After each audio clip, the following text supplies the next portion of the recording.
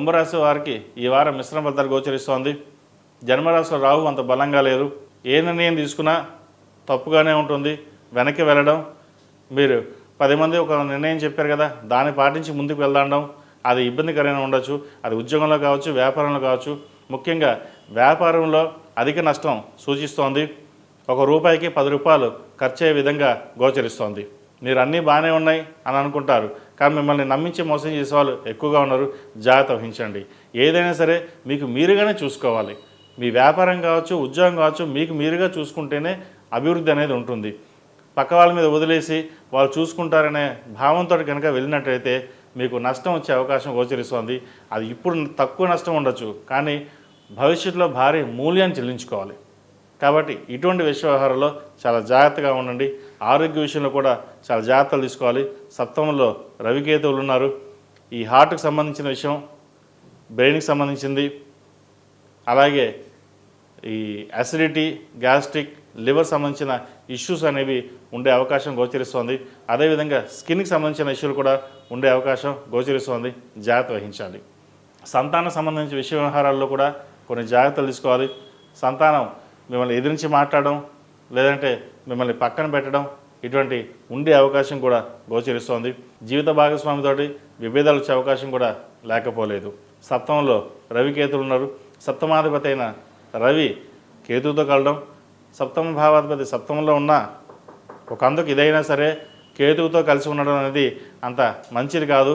కాబట్టి ఏదైనా ఒక నిర్ణయాల్లో తీసుకునేటప్పుడు ఆచితూచి వ్యవహరించాలి.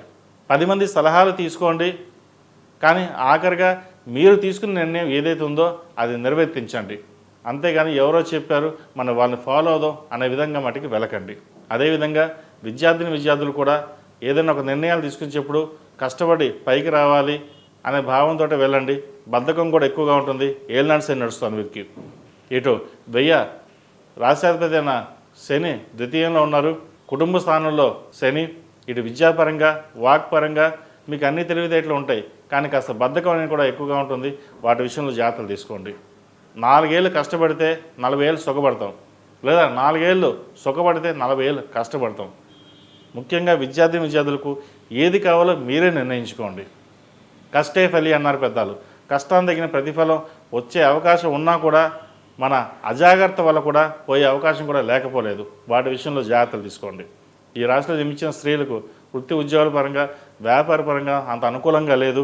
వచ్చిన అవకాశాలు చేజారిపోవడం, ఇంటా బయట మనశ్శాంతి లేకుండా ఉండడం అనేది జరుగుతుంది. అటు కుటుంబ పరంగా కావచ్చు, సంతాన పరంగా, భాగస్వామి పరంగా చిన్న ఇబ్బందులు ఉండే అవకాశం కూడా లేకపోలేదు.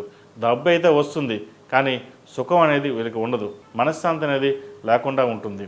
కాబట్టి సాధ్యమైనంత వరకు ఈ వారం దైవారాధన ఎక్కువగా చేయడం, శని స్తోత్రం, దుర్గా స్తోత్రం పఠించడం అనేది చెప్పదగినది. ఎందుకంటే శనికి అధిష్టాన దేవత అయిన దుర్గాదేవికి పూజించడం, చండీ హోమం చేసుకోవడం చెప్పదగినది. మీకు కుదిరితే దగ్గరలో ఉన్న గుళ్ళో ఎక్కడైనా సరే చండీ హోమం చేయించండి. దాని ద్వారా శత్రు ఇబ్బందులు ఏమన్నా సరే, కెరియర్ పరంగా, వ్యాపార పరంగా చిన్న ఇబ్బందులు ఏమైనా ఉన్నా సరే సాధ్యమైనంత వరకు తొలగిపోతాయి. ఈ రాశివారు ప్రతిరోజు ప్రతినిత్యం ఆరవల కుంకుమ తోటి అమ్మవారిని పూజించడం, నవగ్రహ ఒత్తులతోటి దీపారాధన చేయడం చెప్పదగినది. అదేవిధంగా గణపతి నవరాత్రులు ప్రారంభం కాబోతున్నాయి. ప్రతిరోజు ప్రతినిత్యం గణపతి స్వామి వారికి గకారక అష్టోత్తరంతో గరికతో పూజించండి. తద్వారా మంచి ఫలితాలు సంప్రాప్తిస్తాయి. ఈ రాశిలో జన్మించిన వారికి కలిసి వచ్చే సంఖ్య 2, కలిసి వచ్చే రంగు డార్క్ బ్లూ. ఏదైనా పని మీద బయటకు వెళ్ళేటప్పుడు సోమవారం కానీ శనివారం కానీ వెళ్ళండి, మంచి ఫలితాలు ఉంటాయి. ePoojaStore.in పసుపు కుంకుమ నుంచి దేవతా విగ్రహాల దాకా అన్ని రకాల పూజలు, వ్రతాలు, వివాహం, గృహప్రవేశం, హోమాది శుభకార్యాలకు కావలసిన పూజా సామాగ్రి అంతా ఒక్క క్లిక్తో మీ ఇంటి వద్దకే.